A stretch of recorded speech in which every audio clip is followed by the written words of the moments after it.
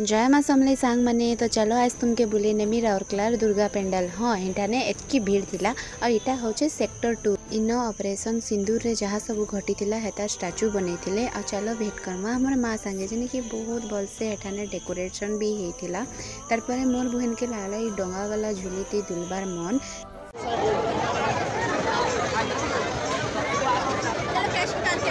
आमे कैश नहीं धरी थे बोली करी हे दिन दुली झुली नहीं पारनु। एटा नेक्स्ट दिन आमे गलु जेन भाइराल सेंट्रल जेल रो पेंडाल बनी छे राउरकेला सेक्टर 20 रे। तो चलो आसो देखमा हेनर कैदी मन के केनता एठाने दंड दिया जाउतला। तो हेनर किछि स्टैचू थिला आ सबकोनु बेस्ट पार्ट थिला जे न्यू मूवी भगवान विष्णु जिंकर आ प्रहलाद कर बाहरी छे। तो हेनर भी किछि स्टैचू थिला। एखन फिर से हेनर मां के टिके दर्शन करी पकाओ आ सबकोनु भल मते ई मूवी रो जेन भगवान विष्णु प्रहलाद जी के तांकर कुले धरी किना बसना मते हेने बहुत भल लागिथिला। लास्ट ती आमे खाइतिलो मथुरा केक आ भजिया।